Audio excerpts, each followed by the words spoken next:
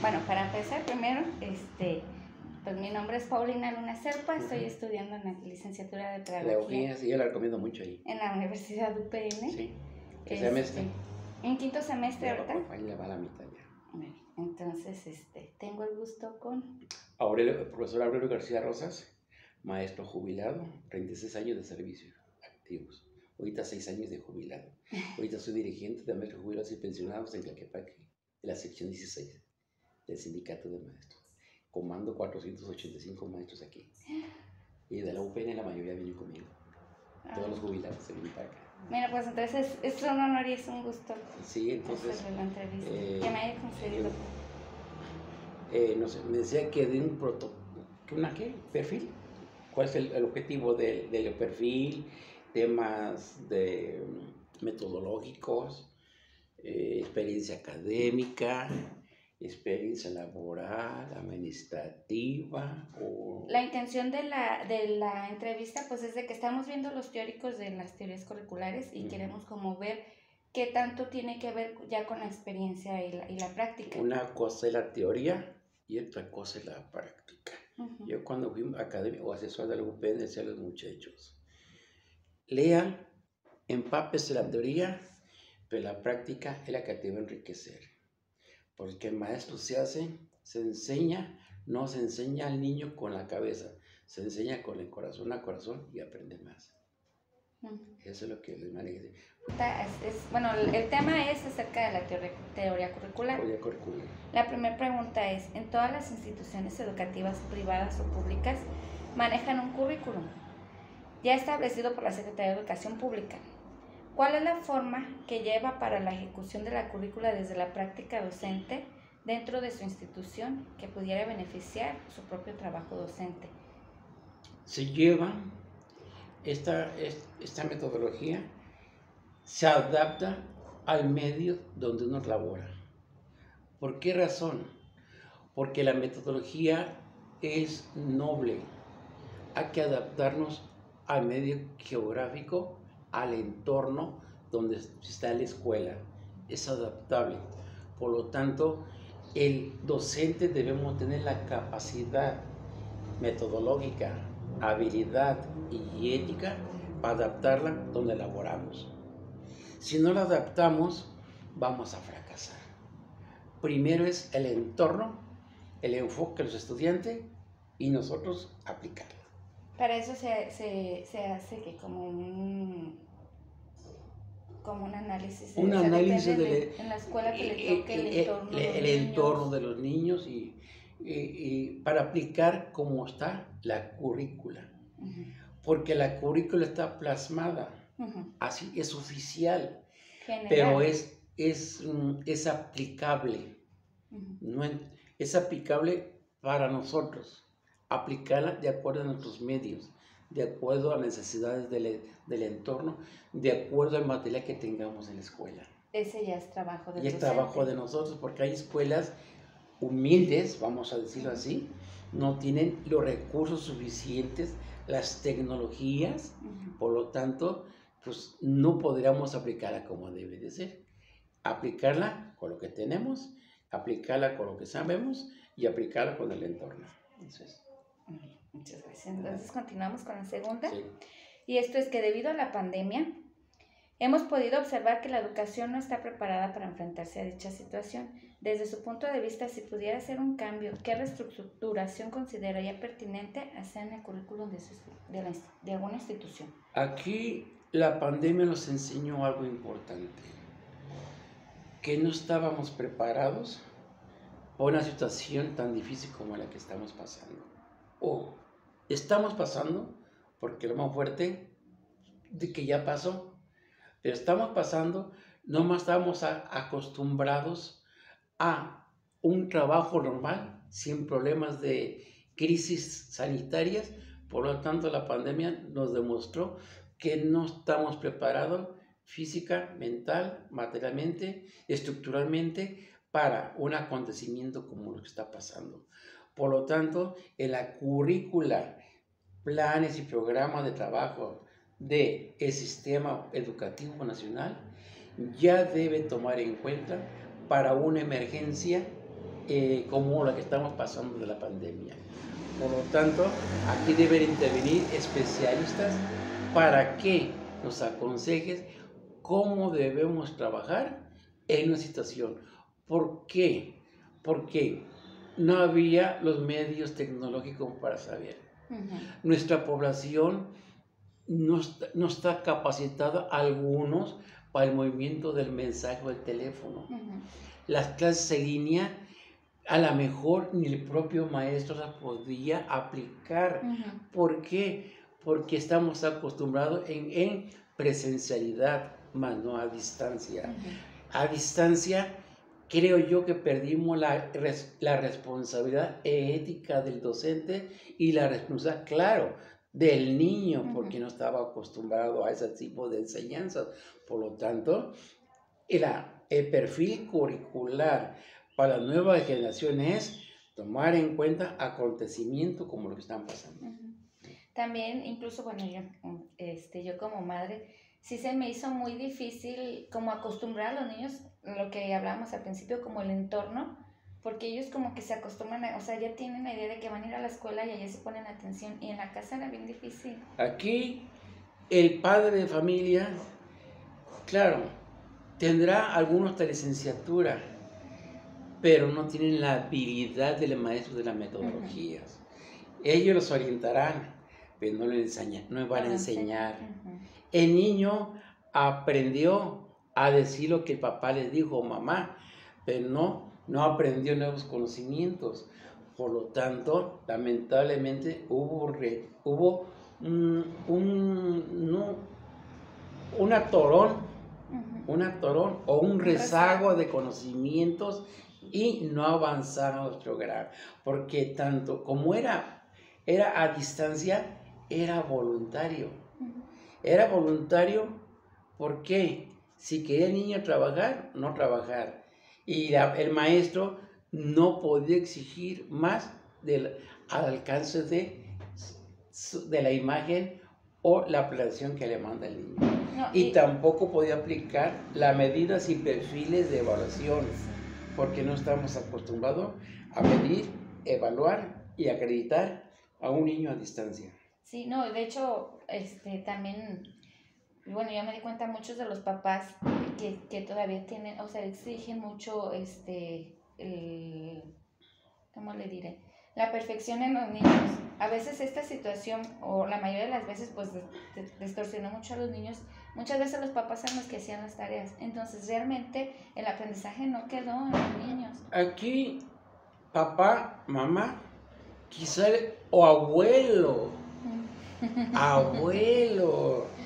porque algunos niños ni papá ni mamá porque trabajan. El abuelo era el maestro de los niños.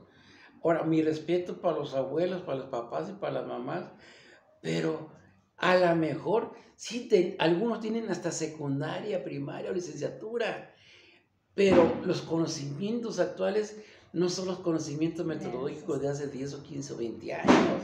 Por lo tanto, el niño entró a una época de confusión y de desviación de conocimientos.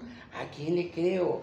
A mi papá, a mi mamá, a mi abuelo, y la maestra me dice diferente, ¿sí? Porque son técnicas y metodologías diferentes. Y él decía el abuelo, yo te voy a orientar como a mí me enseñaron. Imposible, papá, pues nomás un ratito porque voy a trabajar.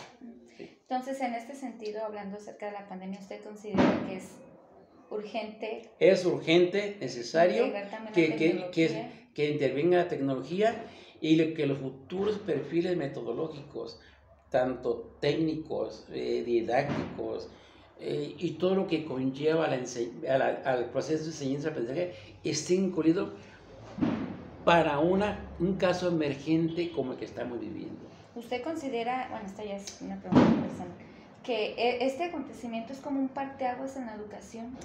Es un gran parteaguas y grave. Como lo dice, antes la educación era diferente.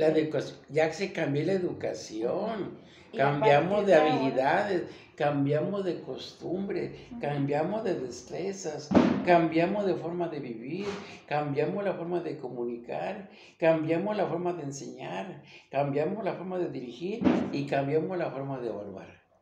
Es así de sencillo. Sí. Bueno, entonces sigamos con la siguiente pregunta.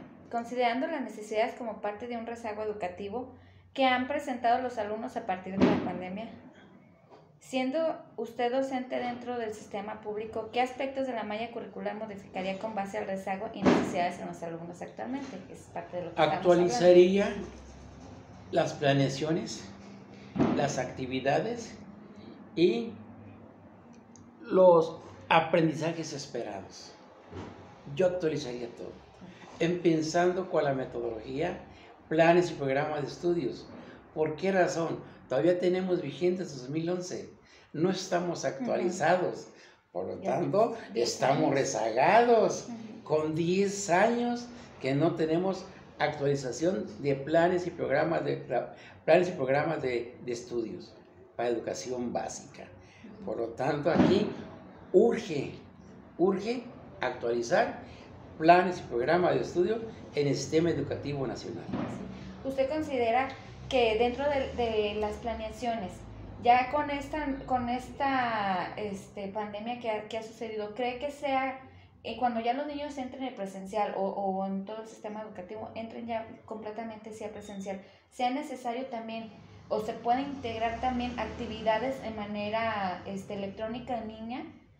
Aquí deberemos combinar las dos, todo es válido, en línea, presencial, pero en forma gradual.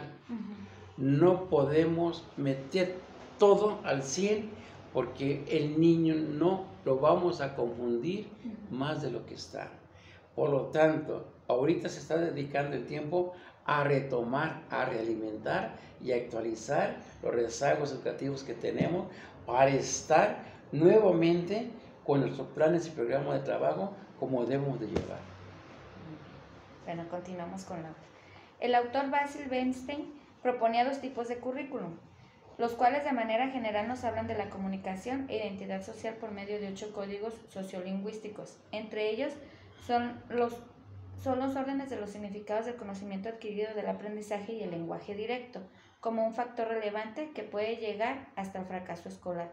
En este sentido, ¿usted implementa el trabajo sociolingüístico, que es su quehacer docente visto desde la filosofía del autor mencionado?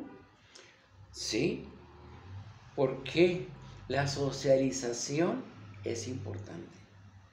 Mientras que no haya socialización, yo le llamaría el trabajo docente es tripartito o tripartita. Padre, maestro y alumno. Es un triángulo. ¿Por qué? Debe haber comunicación directa de unos a otros. Acercarse más a los integrantes importantes. Maestro, padre, maestro, alumno. Padre e hijo, padre, maestro. Y alumno, padre, alumno, maestro.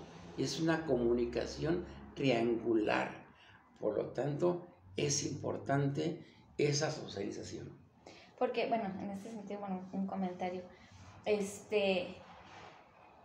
En el aspecto de los padres, yo creo que todavía se tiene la idea de que la educación se forja en la escuela.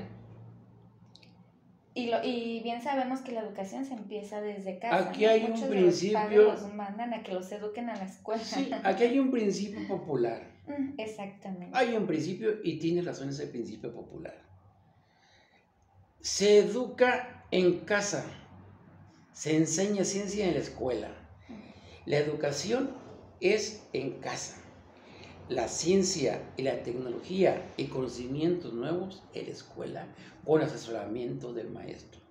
El maestro no enseña, orienta y es el tutor del niño para un buen conocimiento. Papá educa valores y principios morales en su casa. Ellos educan, maestro enseña conocimiento. Muy bien. Me agradan mucho sus respuestas. Bueno, y continuamos con la siguiente pregunta. Elia Deisner define el currículum nulo como todo aquello que la escuela deja a un lado, es decir, no lo aplica y en su aula aspectos desde valores o disciplinas o algunos contenidos, entre otras, de acuerdo a su experiencia. ¿Por qué razón y qué contenidos ha decidido dejar dentro del currículum nulo? El currículo nulo, creo que yo no le llamaría nulo. Yo lo llamaría dejarlo de aplicar. Se aplica tanto en el medio ambiente, en casa y a veces los maestros, ¿sí? Aquí debemos tener mucho amor a la camiseta que traemos de docente.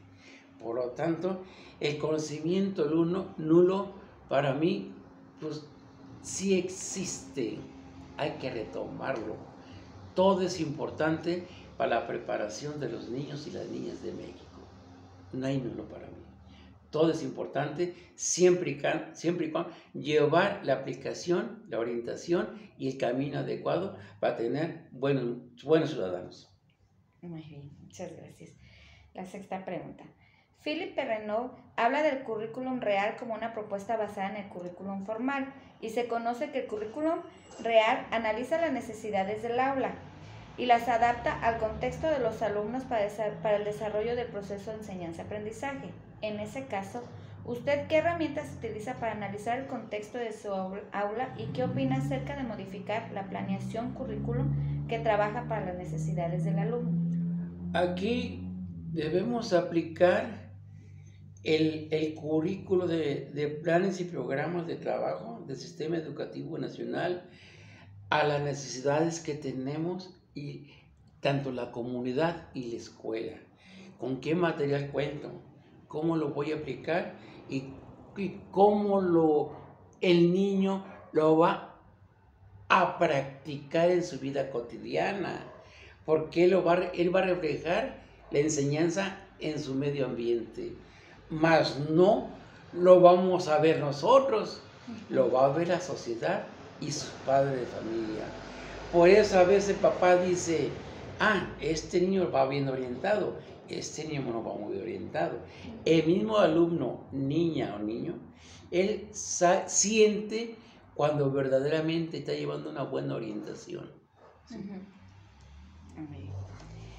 La siguiente pregunta es, el autor John Eggleston propone un enfoque sociocultural, es decir, las diferencias entre pensamiento y percepciones que posee cada sociedad y sobre una cultura desde el individuo, donde el individuo aprende variaciones incluyendo subcultura. La transmisión y legitimación desde esta visión. ¿Usted considera trabajar con esta parte de las interacciones sociales desde el aprendizaje sociocultural, planteada desde la formación académica que usted lleva a cabo día a día? Bien, sí debemos aplicarlas. Y más cuando son escuelas del medio rural, por sus leyes de usos y costumbres. No podemos intervenir en sus leyes. Lo que trabajamos en la zona urbana, debemos intervenir nada más un objetivo: enseñar, enseñar, enseñar, orientar, orientar y orientar, respetando cada quien lo suyo. La cultura es muy variable. Llamémosla escultura no a la preparación, sino a los usos y costumbres de las regiones donde trabajamos o comunidad donde estamos elaborando. Incluso, pues se puede decir, ¿no? Cada familia tiene su propia cultura. Cada familia tiene sus costumbres y cultura. Por decir algo, siéntense hasta que estén todos, vamos a comer. O hay familias que dicen, hasta que venga tu papá, vamos a comer. ¿Sí? O aquí se come a las 4, se cena a las 9. Y pues, es sus costumbres, sus leyes, y hay que respetarlas. ¿Sí? Y aquí cada quien, el maestro debe intervenir más en lo suyo. Debe de conocer los usos y costumbres y cultura de sus alumnos y en medio de trabajo. ¿Para qué? Para respetar y ser respetado y aplicar lo que debe de aplicar. Muy bien. Bueno, la siguiente pregunta es, ¿el currículum oculto enseña sin la intención de hacerlo? En el año de 1968, el autor Philip Jackson nos habló del manejo del currículum flexible y no estipulado, es decir, se enseña fuera del currículo. En ese sentido, nos dice que lleva a las prácticas y acciones que el maestro implementa en el aula de manera extraoficial, fuera de la currícula planeación, por ejemplo, los valores y acciones que no son evaluadas.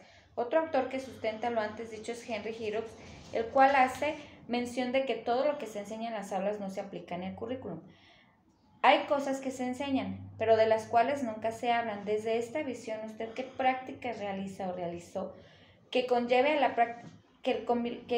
aplicación del llamado currículo oculto? ¿Y qué impacto considera usted que tienen dichas prácticas a los alumnos? El currículo oculto lo tiene cada persona. El maestro debemos, lo aplicamos conociendo a los alumnos. Si no conocemos a los alumnos, ese currículo oculto que llevamos dentro no lo va a practicar. Debemos de llevar a cabo el currículo oculto, explorar, contemplar y orientar para que el alumno saque su currículo oculto y sea aplicado adecuadamente, siempre y cuando que el maestro sepa orientarse o detecte qué currículo oculto tiene cada niño. Si no detectamos, vamos a andar enseñando en un vacío o en la oscuridad. Hay que ver el currículo oculto, cuando menos, darnos una idea. Por lo tanto, yo aplico tanto lo que me planea, pero también uno detalla cuál es el currículo oculto de cada quien. Cada quien tenemos un currículo oculto, pero tenemos miedo a sacarlo. Tenemos miedo a explorar y tenemos miedo a experimentar. Por lo tanto, se invita a los alumnos, invito a mis alumnos a que ese currículo oculto lo saquen y lo desarrollen. Quizás le va mejor eso que lleva adentro a que uno a veces se orienta. Y se conoce más el niño, ¿no? Conoce el yo que lleva adentro. Uh-huh. Como aquí, ¿quién soy yo? Pues tú eres el currículo oculto. Y le dan seguridad. Y le dan seguridad, confianza y aprendizaje. Bueno, la siguiente pregunta es: Henry Giroux basa su teoría en el enfoque sociocrítico, donde otorga importancia a las estrategias didácticas que promueven el pensamiento crítico a los alumnos, logrando así un aprendizaje significativo. ¿Considera usted que dentro de la práctica o manejo de la malla curricular en su enseñanza docente está presente esta teoría antes mencionada? Sí, sí está presente, porque debemos formar a alumnos para su vida cotidiana en personas críticas. La persona crítica es la persona que tiene una misión y una visión. La persona crítica tiene objetivo. La persona crítica es un guerrero de la vida. Por lo tanto, aquel que es crítico, tanto negativo como positivo, se critica a él, critica a la comunidad, es una persona luchona, guerrera y progresista. Por lo tanto, llegará al triunfo. En este sentido, relacionando las dos preguntas, tiene mucho la importancia, ¿no? Lo que estamos hablando ahorita del currículum nulo y el hecho de que como niños te empiezas a conocer y empiezas a agarrar una seguridad en ti mismo, uh-huh. Te da pie también a poder criticar y poder ver, poder analizar todas las situaciones. Sí, aquí debemos formar sujetos críticos, uh-huh. que es uno de los principios fundamentales de la educación, mente crítica. Sujeto crítico, buen ciudadano. Hay que ser elementos críticos, no pasivos, uh-huh. críticos, pero críticos en formación, no críticos en negación. Uh-huh. Eso es para mí un sujeto crítico. Y el ser sujeto crítico es un ser sujeto con metas a seguir. Muy bien. Entonces, ya para finalizar, ¿qué consejo puede darme usted a mí como futura docente? Aquí, con la importancia de lo que vemos, pues, con mis 36 años de servicio, es querer a nuestro trabajo. No es labor docente, es trabajo. Como trabajo, aquí debes de estar actualizada, metodología, planes y programas, y ver estrategias y métodos que se pueden aplicar al alumnado para tener un mejor enseñanza, aprendizaje, por lo tanto, mejor productividad, mejor servicio y mejor México. Bueno, pues muy bien, muchas gracias, le agradezco mucho la entrevista. Aquí estamos. Y la verdad que me llevó mucho aprendizaje, era una entrevista, pero como que me llevo mucho aprendizaje, la verdad, sí, de tanta experiencia. Correcto, aquí estamos para servirles. Muchas gracias. Saludos a todos. Bien.